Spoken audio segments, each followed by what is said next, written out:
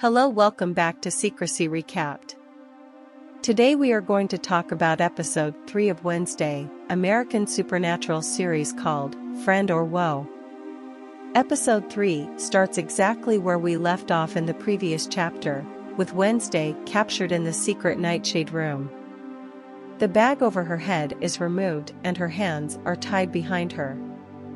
Cloaked people surround her, but she spots Bianca and asks her to take off her mask. Everyone takes their masks off and Xavier asks how she got wind of their secret room. She answers that Rowan showed her. It seems like the Nightshades have been secretly thriving with the permission of the principal. They are now in a dilemma about what to do with Wednesday, who stumbled upon their secret society. Xavier wants her to take the pledge and join them, while Bianca thinks that is a horrible idea.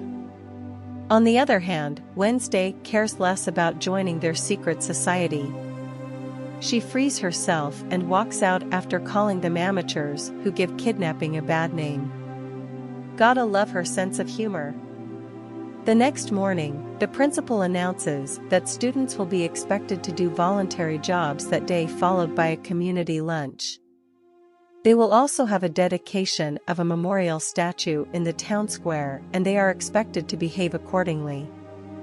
Wednesday is stationed to work at Uriah's Heap, an antique store.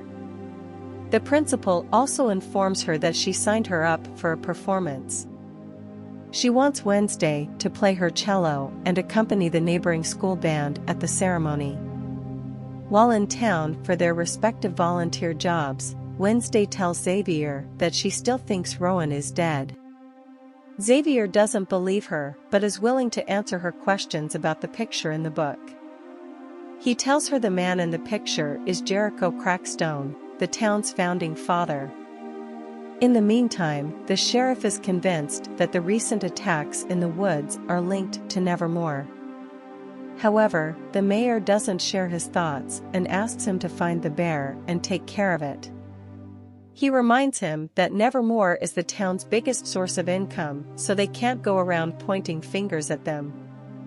Wednesday asks Enid to switch their volunteer jobs so she can have access to Pilgrim World and learn more about Crackstone. As expected, the day doesn't go smoothly. The three troublemakers start harassing Eugene, but he is saved by Wednesday. Enid and her crush Ajax have a moderately scary experience in the antique store. This, however, does not stop Enid from shooting her shot and flirting with Ajax, who is as clueless as can be. After saving Eugene, Wednesday asks him to be her lookout as she breaks into Crackstone's old meeting house. Whilst there, she sees a portrait and recognizes the girl from her previous vision. She also recognizes the book the girl is carrying in the portrait. Unfortunately, the original book is not in the meeting house. Wednesday's little snooping rendezvous is cut short by Arlene, a teacher. Arlene reassigns them to a new job, but Wednesday is intent on finding the real meeting house. She visits Tyler and runs into Xavier as well, who is volunteering at the cafe. He cautions her to stay away from Tyler, but Wednesday reminds him that she can make her own decisions on who to associate with. Wednesday asks Tyler if he knows the location of the actual house. Tyler is willing to take her and asks her to wait for him, but she refuses. The house is located in the middle of the woods, so she decides to take Thing with her. At the house, she tries to touch things hoping to get a vision. At first, it doesn't work, but as she is about to leave, she gets a vision. In the vision, she sees the girl again. Her name is Goody. She is being persecuted by a group of pilgrims led by Crackstone. He accuses her of being a witch and Lucifer's mistress. He incites the crowd to throw her and her community of outcasts into a house and set it ablaze. Goody's mother asks her to escape and save herself so she can avenge them. She manages to escape from the house, but Crackstone ends up chasing her. Wednesday wakes up from her vision and spots the monster lurking nearby. She chases it into the woods and discovers that the monster can transform into a human. As she processes this new information, Xavier shows up out of the blue and she tries showing him the monster's footprints, but sadly, they have been washed away by the rain. Wednesday is also concerned about how Xavier just happened to be there at that precise moment. He tells her that he overheard her conversation with Tyler and came to make sure she is safe. As they head back into town, he asks her about her visions and warns her that they might not be reliable. His dad is a renowned psychic and has written books on the matter, so Xavier thinks he is an expert by extension. He also tells Wednesday that he is starting to believe that something bad happened to Rowan as he has been acting weird in his text messages. He also thinks her vision of Crackstone has nothing to do with the future.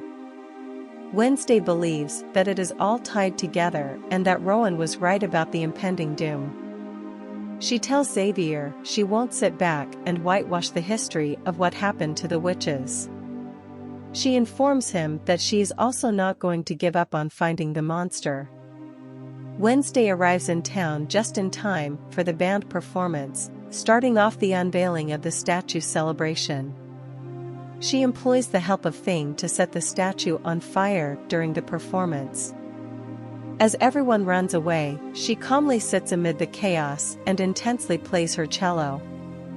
After the ceremony, the principal is furious and believes that Wednesday is the culprit, but has no evidence. Wednesday swears her hands are clean and questions the principal on her decision to hide the truth. The principal tells her that she can't risk having Nevermore ruined on her watch. She wants to start over and make nice with the people of the town. Wednesday tells her that will never work because most townspeople still hate them. Later that night, the monster attacks someone else and the attack is captured on the victim's camera. Enid is excited about her first date with Ajax, but he has a mirror accident and is unable to make it. Enid thinks he stood her up and is disappointed and angry. As the episode ends, we see several characters hiding secrets.